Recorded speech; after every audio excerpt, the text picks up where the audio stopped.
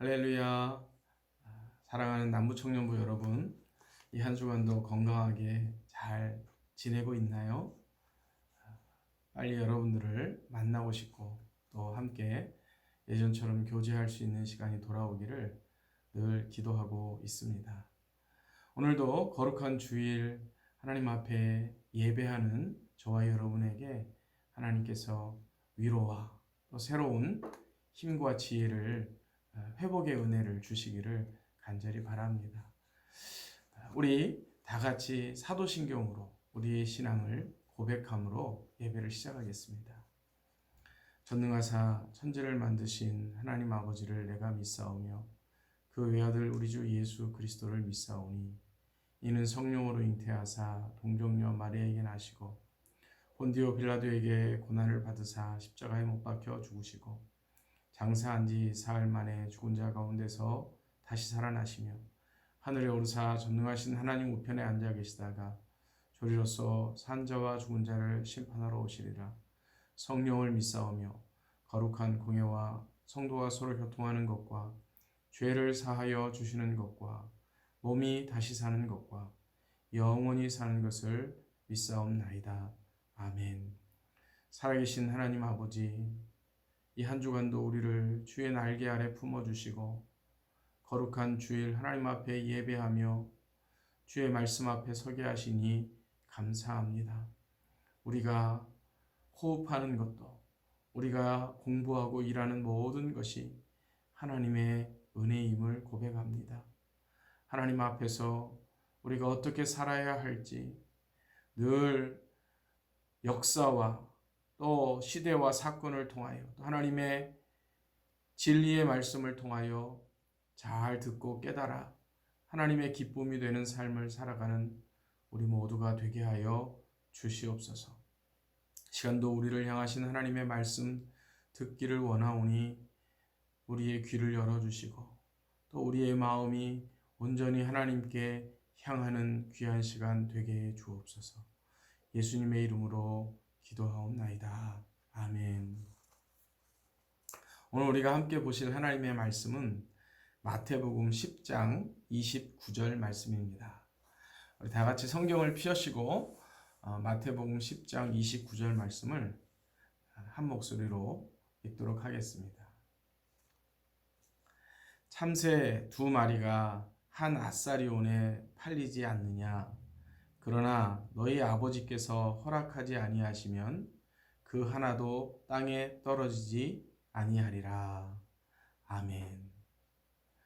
오늘 본문을 중심으로 코로나19 팬데믹 어떻게 보아야 하는가라는 제목으로 하나님의 말씀을 생각해 보도록 하겠습니다.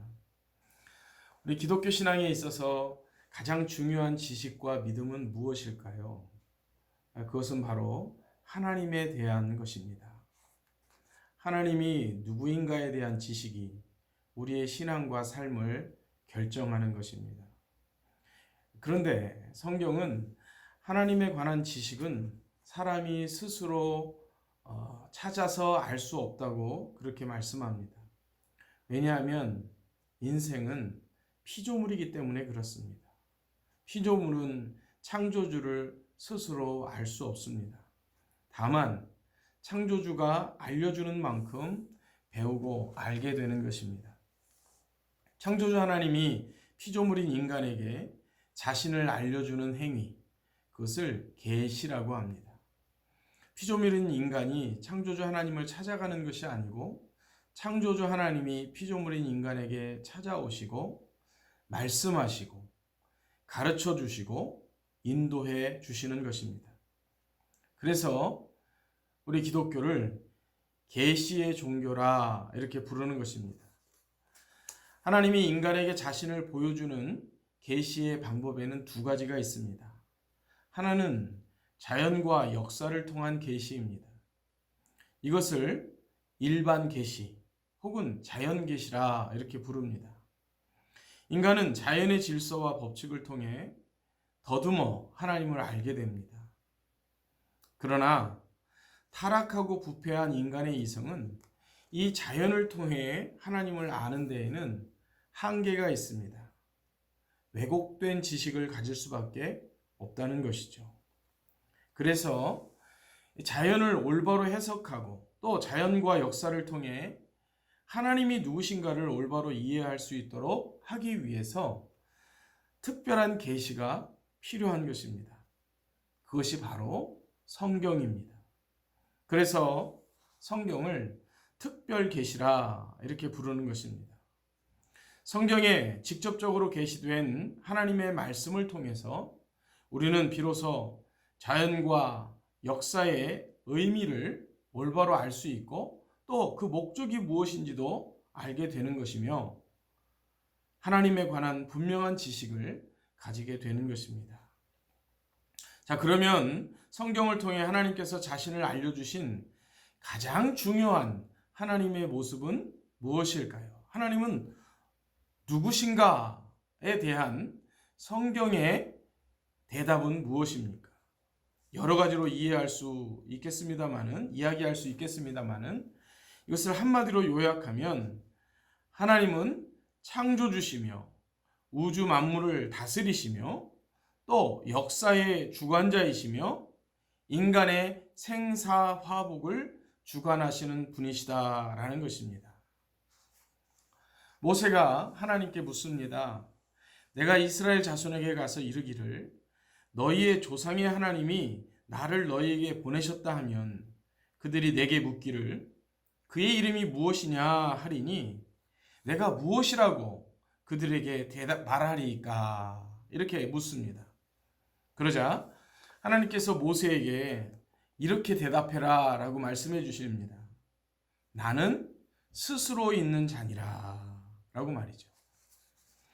이것은 인간이 완벽히 그 의미를 설명할 수는 없겠습니다만 요약해서 말한다면 존재의 근원이시며 의존자가 아닌 주권자라고 말씀하는 겁니다.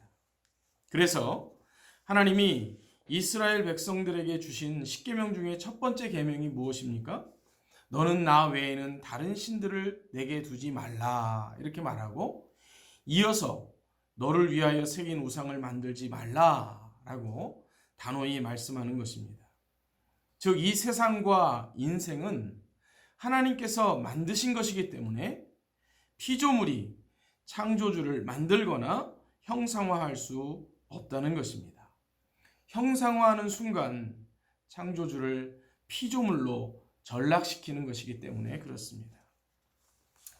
그런데 창조주 하나님은 세상을 단지 만들기만 하고 내버려 두시지 않고 그의 창조의 목적을 이루시기 위해 온 세상을 다스리시고 역사를 주관하시는 주권자라는 사실을 성경은 분명히 말씀합니다. 다니엘서는 이를 아주 분명하게 가르치고 있습니다. 다니엘 4장 25절 하반절은 이렇게 말씀합니다. 그때 지극히 높으신 이가 사람의 나라를 다스리시며 자기의 뜻대로 그것을 누구에게든지 주시는 줄을 아시리이다 라고 말이죠. 여러분 성경은 분명히 하나님께서 인간의 역사가 하나님의 창조의 목적과 계획대로 흘러가도록 개입하시고 간섭하시며 다스린다는 사실을 말씀합니다. 이것은 역사뿐만 아니라 인간을 포함한 자연 만물의 생사에도 동일하게 나타납니다. 자, 오늘 우리가 읽은 본문을 한번 보십시다. 예수님께서 12명의 제자들을 선택하시고 그들을 전도자로 파송하시면서 여러 가지 어려움과 핍박을 받는 그런 상황을 만나게 될 터인데 그런 것들로 인해서 낙심하거나 두려워하지 말라고 그렇게 권면하시는 가운데 주신 말씀이 오늘 우리가 읽은 이 본문 마태복음 10장 29절 말씀입니다. 자, 한 번 더 읽어보실까요? 참새 2마리가 한 앗사리온에 팔리지 아니하느냐. 그러나 너희 아버지께서 허락하지 아니하시면 그 하나도 땅에 떨어지지 아니하리라. 아멘.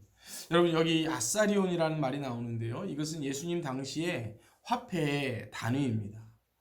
우리로 말하면 원이죠. 원, 1,000원 이런 것입니다. 아마 1,000원 정도 되는 것이라고 생각하면 이해가 빠를 겁니다. 참새 2마리가 1,000원에 팔리지 않느냐, 이런 말입니다. 단돈 1,000원에 팔리는 참새, 이것은 무엇을 이야기합니까? 별 가치 없어 보이는 그런 존재라는 겁니다. 그런데 그런 참새도 이렇게 말씀합니다. 너희 아버지께서 허락하지 아니하시면 그 하나도 땅에 떨어지지 아니하리라 라고 말이죠. 누구나 잡아서 아주 싼 값에 그것을 거래할 수 있는 그런 참새, 어떻게 보면 매우 이렇게 하찮게 보일 수 있는 그런 참새이지만 그것조차도 하나님의 주권 안에 있다고 말씀하는 것입니다. 하나님이 허락하시지 않으시면 그 중에 하나도 이렇게 강조하고 있는 겁니다. 하나도 땅에 떨어지지 않는다는 것입니다. 다시 말하면 떨어질 수 없다는 겁니다. 그러니 참새와 비교할 수 없이 소중한 하나님의 자녀인 너희는 어떻겠느냐는 것이죠. 얼마나 하나님이 돌보시고 또 지키시고 보호하시겠느냐는 겁니다. 그러니 결코 여러 가지 위험과 핍박을 받을지라도 두려워하지 말라, 이렇게 말씀하는 겁니다. 참새도 하나님께서 주관하시고 돌보시는데 하물며 하나님의 자녀로 택하심을 받은, 그리고 세우심을 입은 너희는 얼마나 돌보시고 지키시겠느냐라고 말씀하는 것이죠. 사랑하는 여러분, 이 말씀은 예수님의 산상수훈을 생각나게 하죠. 마태복음 6장 26절에 보면 이렇게 말씀합니다. 공중에 새를 보라. 심지도 않고 거두지도 않고 창고에 모아들이지도 아니하되 너희 하늘 아버지께서 기르시나니 너희는 이것들보다 귀하지 아니하냐. 그리고 31절에 이렇게 말씀합니다. 그러므로 염려하여 이르기를 무엇을 먹을까, 무엇을 마실까, 무엇을 입을까 하지 말라. 저는 이 한 주간 오늘 이 말씀이 제 마음 가운데 계속해서 되뇌었던 말씀입니다. 사랑하는 여러분, 성도의 믿음과 삶은 성경을 통하여 자신을 계시하신 바로 이런 하나님에 대한 올바른 지식의 기초 위에 세워지는 것입니다. 우리의 열심이기 이전에 하나님에 대한 올바른 지식과 이해가 바른 신앙과 삶을 형성하게 되는 것이지요. 하나님을 아는 만큼 우리의 신앙과 삶은 성숙하고 견고해지는 것입니다.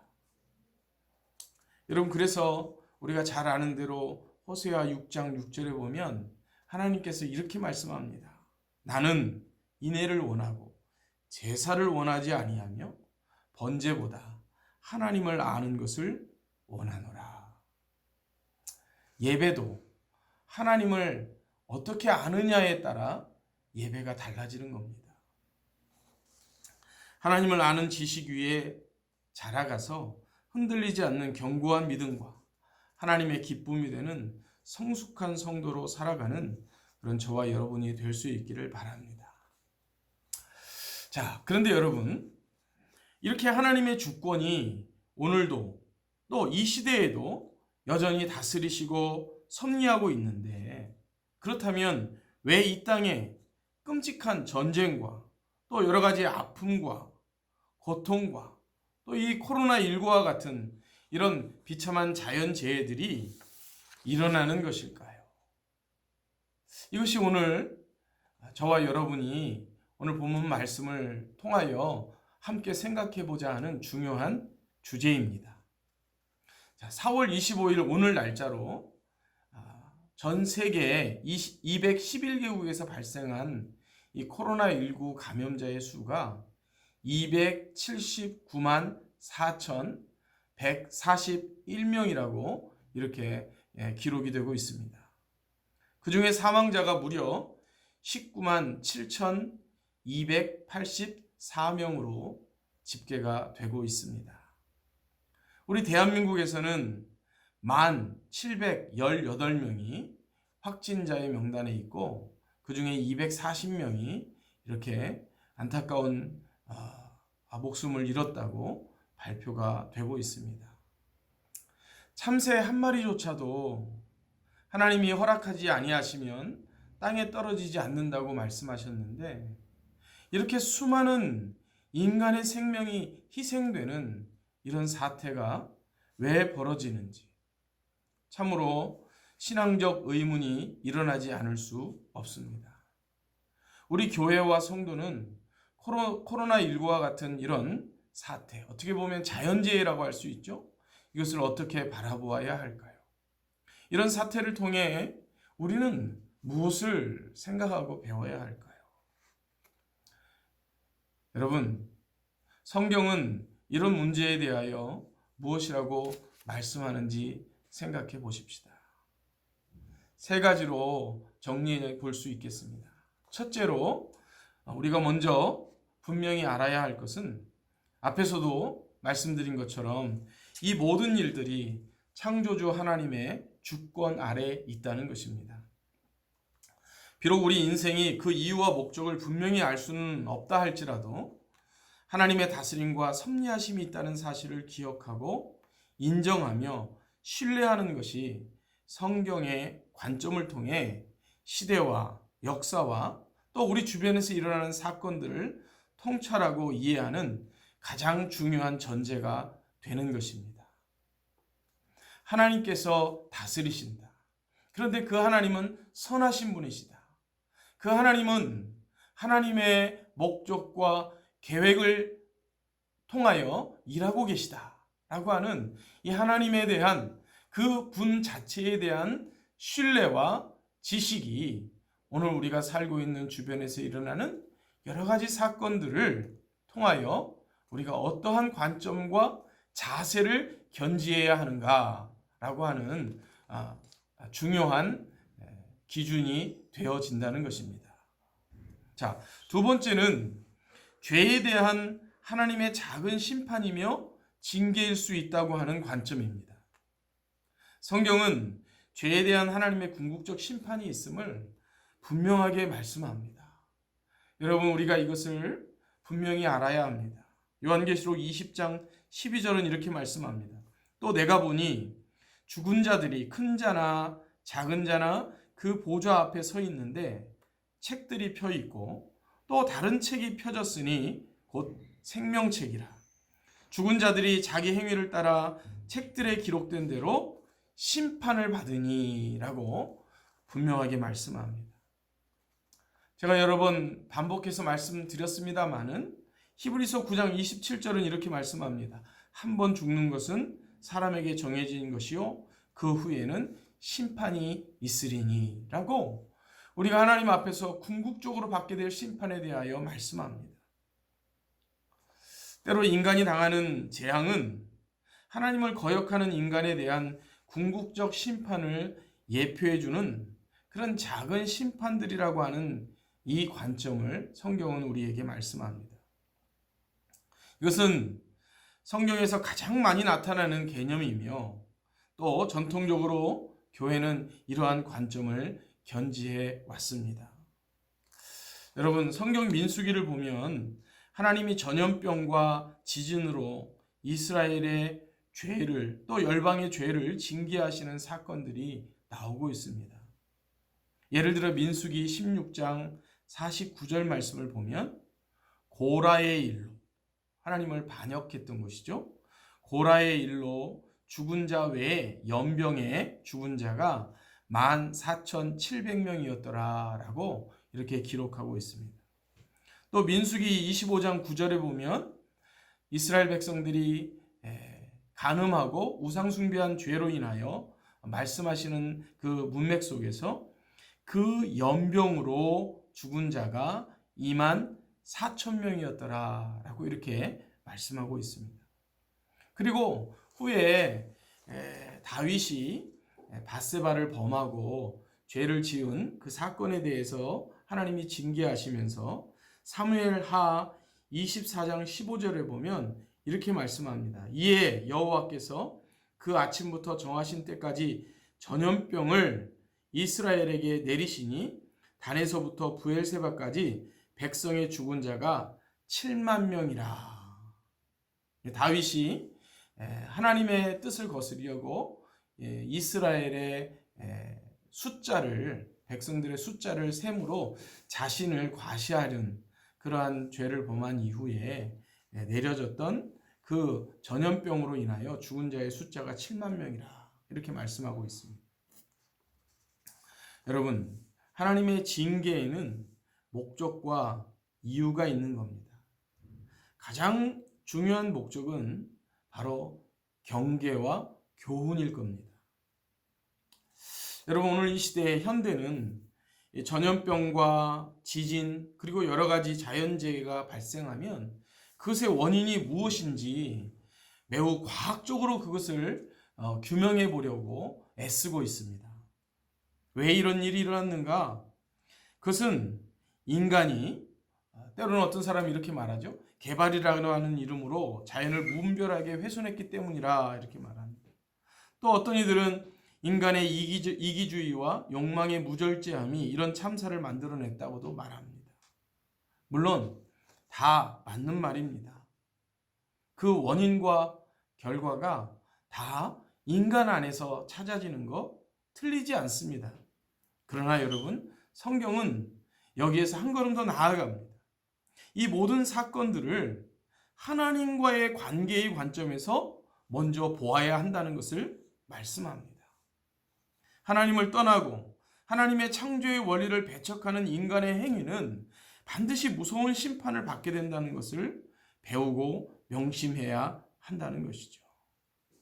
여러분, 우리의 삶에서 이루어지고 있는 모든 사건을 하나님과의 관계 속에서 보려고 하는, 그리고 하나님과의 관계 속에서 그 사건을 해석하고 그 사건을 통해서 들려주시는 하나님의 음성이 무엇인지를 들으려고 하는 것, 바로 이것이 오늘 우리가 이 코로나19 사태를 통해서 반드시 가져야 하는 중요한 태도요 관점입니다. 저와 여러분이 이 코로나19 사태를 보고 겪으면서 이 문제를 통해 더욱더 하나님의 책망과 교훈을 마음에 담고 하나님께 더 가까이 나아가는 그런 계기가 되기를 바랍니다. 마지막 세 번째는 말세의 징조라고 하는 관점입니다. 예수님은 마지막 때에 관해서 말씀하시면서 누가복음 21장 11절에서 이렇게 말씀합니다. 곳곳에 큰 지진과 기근과 전염병이 있겠고 또 무서운 일과 하늘로부터 큰 징조들이 있으리라 이렇게 말씀합니다. 이런 불신자들은 이 세상이 우연히 존재하게 되었고 역사는 끝도 없는 반복과 진화를 통해 이어질 것이라고 그렇게 생각을 하곤 합니다. 이것은 오늘 이 시대뿐만이 아니라 초대교회에도 바로 초대교회 때부터 이러한 생각들이 있어 왔습니다. 그래서 사도 베드로는 베드로후서에 3장에 보면 이렇게 말씀합니다. 먼저 이것을 알지니 말세에 조롱하는 자들이 와서 자기의 정욕을 따라 행하며 조롱하여 이르되 주께서 강림하신다는 약속이 어디 있느냐? 조상들이 잔 후로부터 만물이 처음 창조될 때와 같이 그냥 있다. 이렇게 가르친다고 그렇게 말하는 거죠. 세상은 변하지 않는다? 이전부터 지금까지 언제나 있어 왔다. 이렇게 말하는 겁니다. 그러나 여러분, 성경은 이 세상에 시작이 있고 끝이 있음을 분명하게 말씀합니다. 이어지는 베드로후서 3장 10절 이하에 가면 베드로가 이렇게 말합니다. 그러나 주의 날이 도적같이 오리니 그 날에는 하늘이 큰 소리로 떠나가고 물질이 뜨거운 불에 풀어지고 땅과 그 중에 있는 모든 일이 드러나리로다. 사랑하는 여러분, 하나님의 심판은 분명히 있고 마지막 때가 분명히 찾아옵니다. 우리는 이런 마지막 때의 징조들을 보면서 하나님의 심판과 또 이 세상의 종말이 있구나. 성경이 말씀하는 대로 그러한 징조들을 통하여 그 시대를 생각하며 살아야겠구나 라고 하는 하나님과의 관계 속에서 이 시대를 통하여 들려주시는 음성을 꼭 들을 수 있어야 하겠습니다. 여러분, 우리는 지금 분명하게 이 시대와 역사의 변곡점을 지나고 있습니다. 앞으로 맞이할 시대가 어떤 시대인지, 또 우리가 앞으로 살게 될 역사가 어떤 역사인지 아직은 선명하게 또 분명하게 잘 모르지만, 우리가 이러한 상황 속에, 시대적인 상황 속에서 분명히 붙들어야 할 진리가 있습니다. 그것은 바로 예수 그리스도는 어제나 오늘이나 영원토록 동일하시다는 겁니다. 시대가 변해도, 그리고 상황과 또 역사가 달라져도, 그래도 우리의 기준은, 우리의 삶의 방향과 우리가 살아가는 삶의 목적과 그리고 이유를 제시하는 기준은 언제나 예수 그리스도의 말씀이어야 한다는 것입니다. 이사야 40장 8절 말씀은 이렇게 말씀합니다. 풀은 마르고 꽃은 시드나 우리 하나님의 말씀은 영원히 서리라 라고 말씀합니다. 여러분, 이 코로나19와 같은 전 세계적이고 전 지구적인 팬데믹을 겪으면서 우리가 이것을 하나님과 분리해서 생각하지 않을 수 있기를 바랍니다. 이것은 하나님과의 관계 속에서 보고, 또 하나님께서 우리에게 이 사건을 통하여 어떤 교훈을 하시는지, 어떤 삶의 자세를 우리가 하나님 앞에서 견지해야 하는지, 어떻게 결단하고 새롭게 우리의 삶의 방향과 또 우리의 삶의 자세를 두어야 하는지를 반드시 들을 수 있어야 합니다.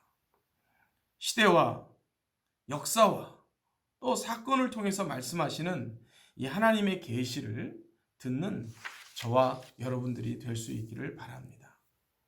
우리가 오늘 이 말씀을 생각하면서 함께 기도하고, 또 이어지는 첨부된 영상을 좀 듣고 함께 리더들과 마을 모임을 통해서 생각을 나누는 그런 시간을 가질 수 있었으면 좋겠습니다. 잠시 기도하겠습니다.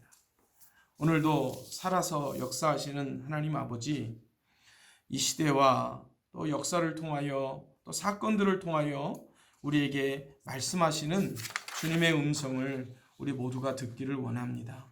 예수 그리스도는 어제나 오늘이나 영원토록 동일하십니다. 시대가 바뀌고 여러 가지 상황이 달라진다 할지라도 언제나 하나님의 말씀이 우리의 기준이 되게 하여 주시옵시고, 또 우리가 어떻게 걸음을 놓아야 하며 삶을 살아야 할 것인가에 대한 그 방향이 언제나 하나님과의 관계 속에 결정되어질 수 있도록 우리를 인도하시고 다스리시고 그리고 이끌어 주옵소서.